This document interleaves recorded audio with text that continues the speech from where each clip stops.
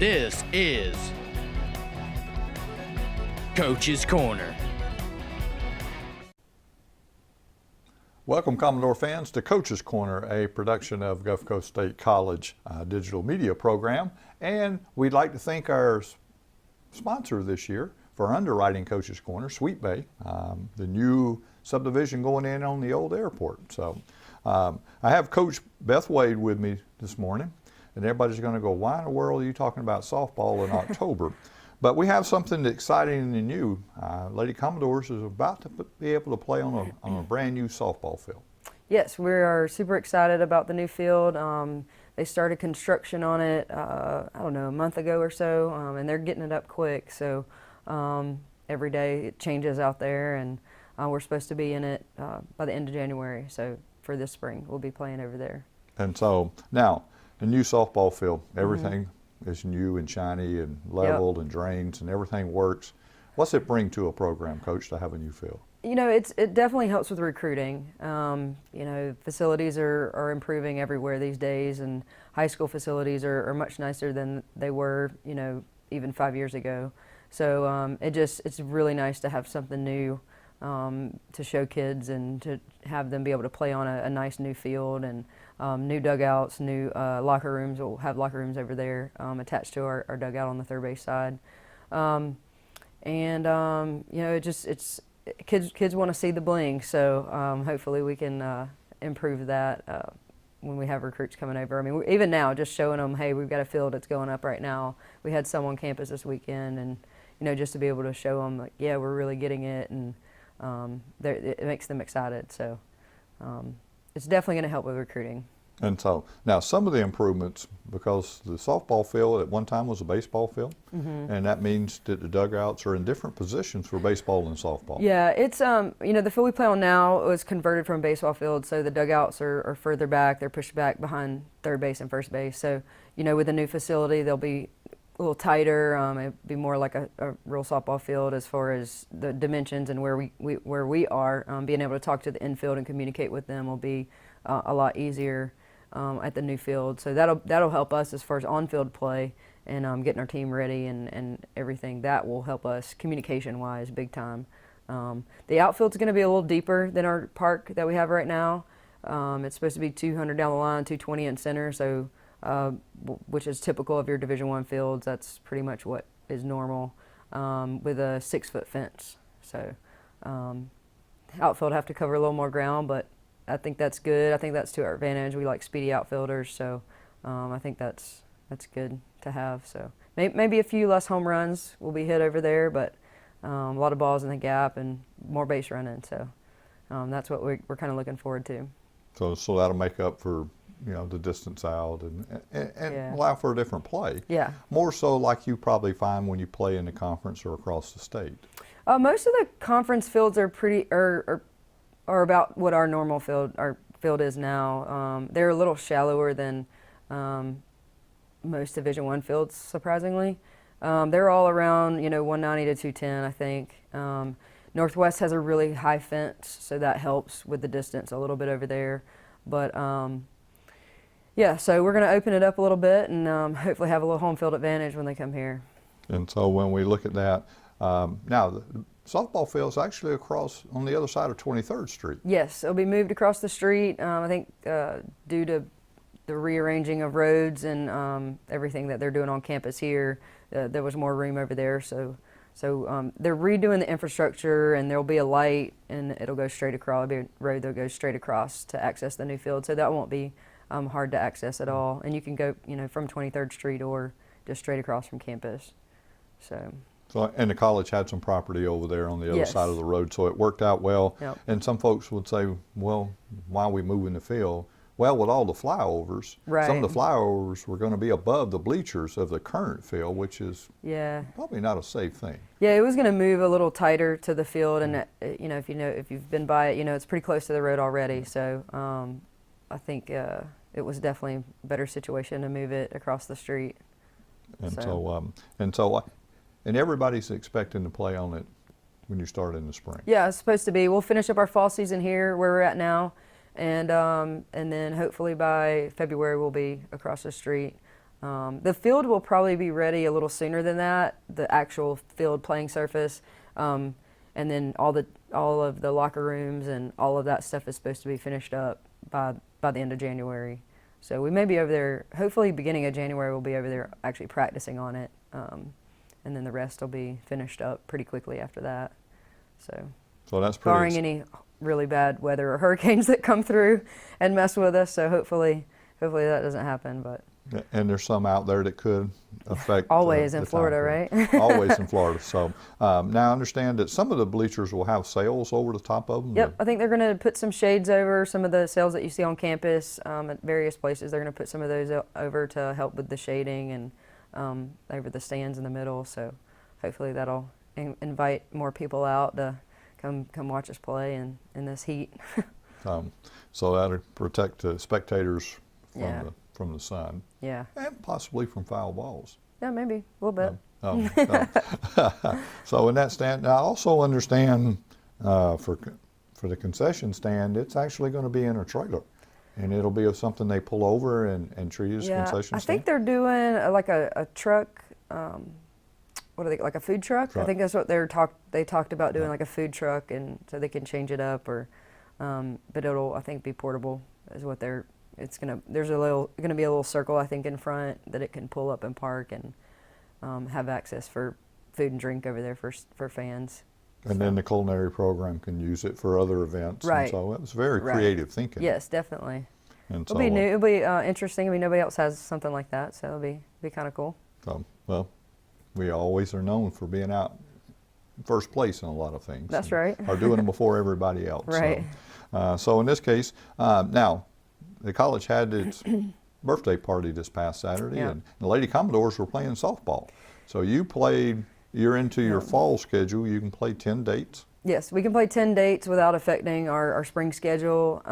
And so we had our first game this weekend. We had a couple travel club teams in town and scrimmaging against somebody other than yourself. So that was good. We're a very young team. We've got 4 returning kids, players, and we've got 2 transfers, and then we've got 12 freshmen. So it should be interesting. It's a really good group. I've enjoyed them so far, and they're working hard, and it was good to get them out there and get to see what we look like with just 9, at a time instead of having it split up. But we got a lot of reps in. We played 2 ball games and got to see a lot. We'll play again on Wednesday night at 5:30, this Wednesday at 5:30, and then we'll play the following Wednesday, the 27th at 5:30, and then the rest of our games for the fall will be on the road just because of, the field things going on and changing over and everything. So we'll be on the road for the rest of the fall schedule. We'll go play some college teams. We'll play Troy,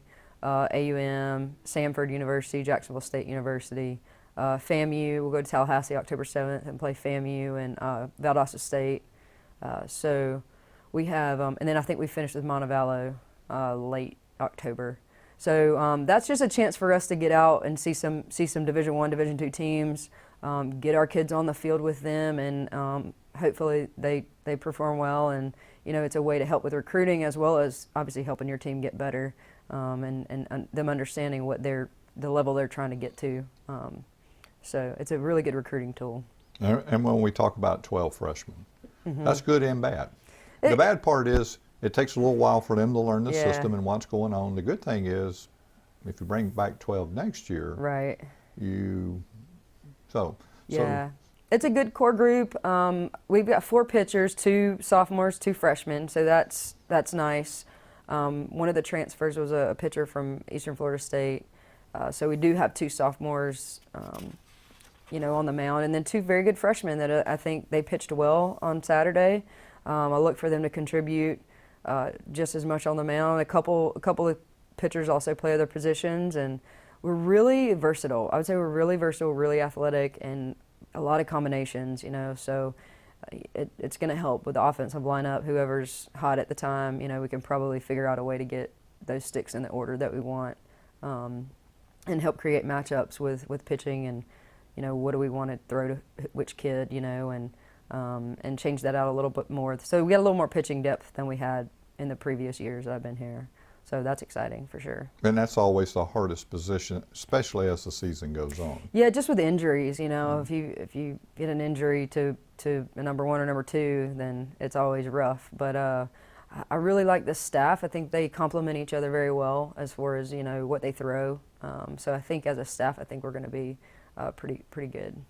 And let's talk a little bit, what freshmen should Lady Commodore fans look for this year? Oh gosh, all of them. I'm telling you right now, I mean, we played, every comment I got on Saturday was like, you guys have a lot of talent that you're shuffling around. And I think that's true. We've got a freshman from Seattle, Washington, Christina Warford, who will, is looking to start at shortstop. Big kid, 5'10", and we like her a lot. She moves well for a kid that size. I think Coach Scoville was like, "Does that kid play basketball?" She started walking down the hallway at first, and you know, when she got on campus, and so she's really athletic. I like that kid a lot. We've got Carson Hussey's a freshman who will mix in at third, and potentially, you know, can play anywhere on the infield really.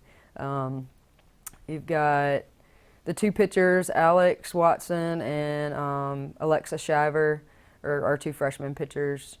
You got Sam Cisco. Slapper, fast kid.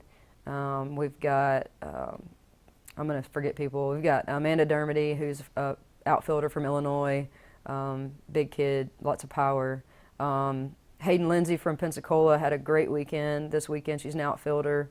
I think she had 3 doubles on the weekend, 2 with bases loaded. So she performed well. It's just, honestly, I know I'm leaving people out, but I could say something good about every single kid. So I know it's day 1, but you know, they're fighting and they're competitive and competing with each other for positions, which always helps. You know, pull the best out of each kid. So that's exciting. And then of course we've got, you know, 4 returners. Our best pitcher from last year was returning, Christina Manthai. She's from Las Vegas, so she'll be very mature and helping to anchor our staff. As far as that goes, and so yeah, I mean, it's exciting, it's new, it's a lot of new faces, and we have a set of twins, so that makes it interesting. One's a pitcher, one's a catcher, so that's I still haven't figured out which one's which unless they're standing right beside each other or they have their numbers on. So I'm still working on that. I usually call them twin, or which twin are you, or so they're, I mean, just about identical. So that makes it fun, but it's a really good group of kids. Like I said, they've been fun to coach. So. And then we got just a few minutes. What's the rest of the conference look like this year? How do they? I mean, honestly, I don't know. You know, I'm sure it'll be the same as ever. We're always tough. Every team's always tough. You know, there is a change. There's only 2 teams go to the state tournament now, so I expect it to be, if it could be more of a dogfight, it's going to be, because now instead of 4 teams going to state tournament, it's only 2. So everybody's going to be going at each other. I'm sure they've reloaded and just like everybody else. So Chipola's always good, Northwest's always good, Tallahassee. I mean, everybody's always good. So you know, everybody beats everybody, just about it. So. And how many times will you play each panel conference team? We did change the schedule a little bit, so we're going to play each other 3 rounds. So we're going to play a doubleheader home and away this year for conference, and then the final round, the 3rd round of play, we'll play each other 1 time.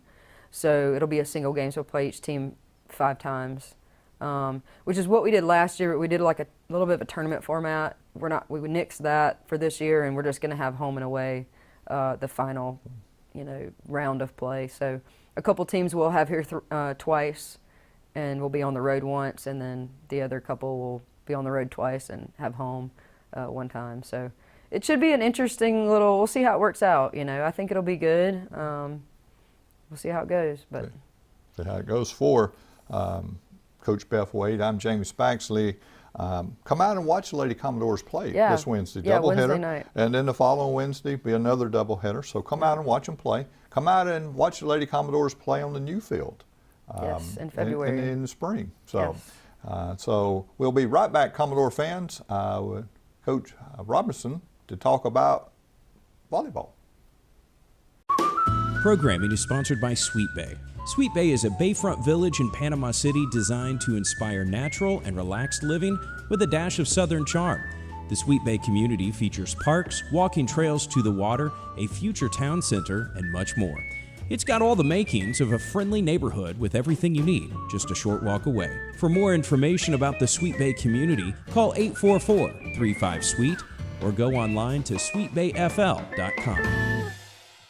Commodore fans, let's talk about Lady Commodore volleyball now. Coach Robertson and I will talk about some changes in the conference this year and where they're at in the season, what's going on, and getting ready to go into conference play. So welcome, Coach. Thank you for having me. So thank you for being here. Now, first time we've changed the conference. Yes. It's not just us in Pensacola anymore. Right. So we now have 5 teams, including Gulf Coast, in the conference. Yes. And we'll play each other home and home, and now they get to travel, and now 2 teams will move on. So what do you think about that change?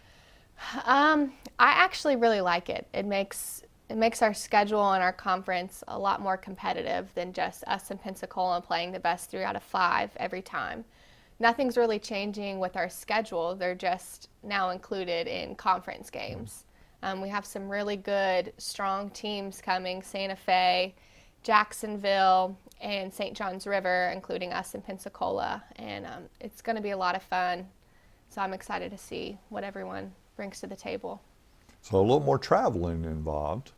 It's not as much travel because we've played these teams before in the past. And I know we play Florida, State College of Florida of Jacksonville. We play them in St. Johns River almost every year. We've played St. Johns River one time. I know this is, I think maybe their 5th season having volleyball, but it's nothing new with our schedule. It's just now they count now. So they count in that race to try to get in that state tournament. So. Right. And since you were already making those trips, now if you hadn't been making those trips, then there'd be a little more travel. It'd be a lot more travel. And so the Lady Commodores, you have a fairly young team, Coach. Yes, I do. Look at that. You have more freshmen than sophomores. I do. I have 5 returners and 7 freshmen. I was looking out at the court 2 weekends ago, and I noticed I have 5 freshmen on the court at one time, and that's a lot. But these girls are very athletic and very competitive, and I'm really excited to see what they're going to do come Friday. And so you have some. Well, let's talk about those freshmen. Mm-hmm. What can the Lady Commodores fans expect? Who do they need to watch out of the freshmen, or do they just watch them all? Honestly, our starting 6, including our libero, our starting 7, they're all awesome to watch. Our incoming freshmen, I have 2 twins, Mary and Madison Daniel from Monroe, Georgia, and they're incredible to watch. Madison is very athletic.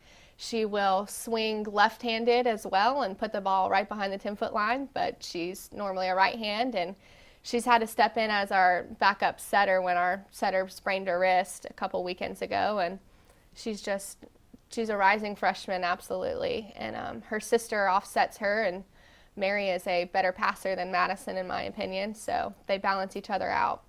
And then I have a libero, Brianna Slater, she's from Seminole, Florida, and she has such incredible ball control, and it's a lot of fun to watch her as well. And so now the twins, 9 and 18. Mm-hmm.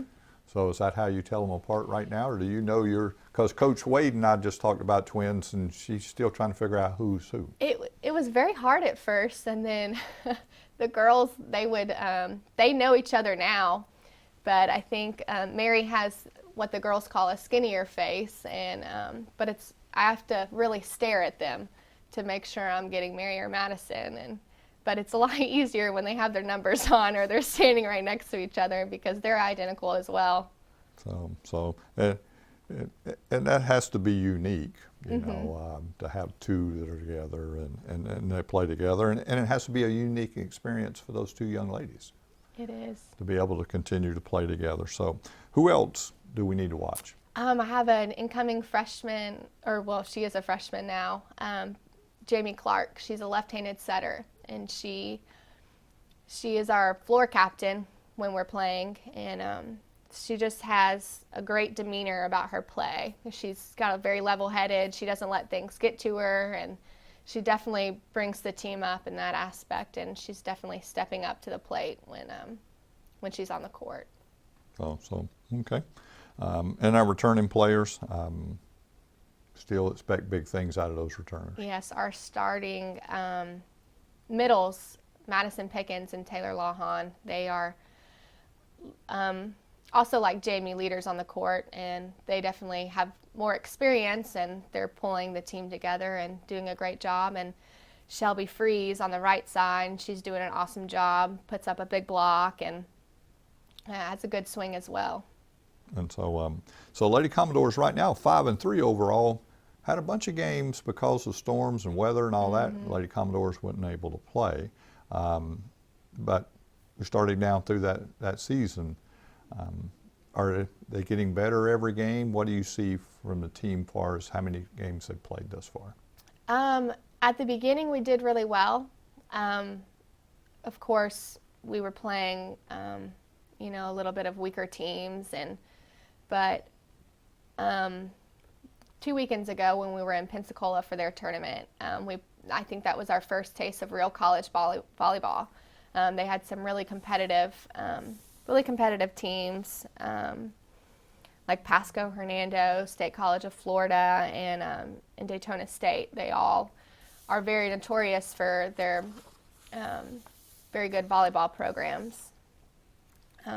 And if we look at Daytona State, for example, they ranked number 11 in the country. Exactly. And so, and we took our first game. We took a game from them. So we're very capable of competing and beating good teams. It's all about keeping consistency, and that's something that we have to find as a team as well.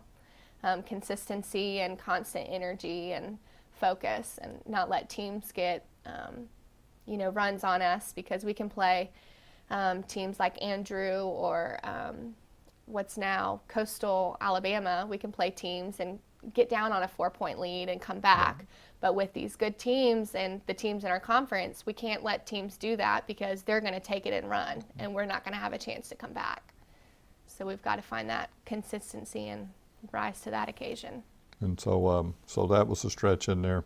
Now you're getting ready to start conference play. You'll actually play tomorrow, or which would be Tuesday. You have a game on the road, and then you have 2 big games Friday and Saturday as far as conference games. So yes. Conference season is here. It is. It's amazing. It feels like you get into preseason and then you blink and your season's almost over, and it's crazy how fast it goes. But we play Santa Fe, who they went to state last year, and I believe they went to the national tournament as well. And their coach, Nick Chironis, is a former assistant at UF, so he has a lot of good girls. But I'm really excited to see how our team is going to step up and how they're going to play, and I really hope they do play well. So.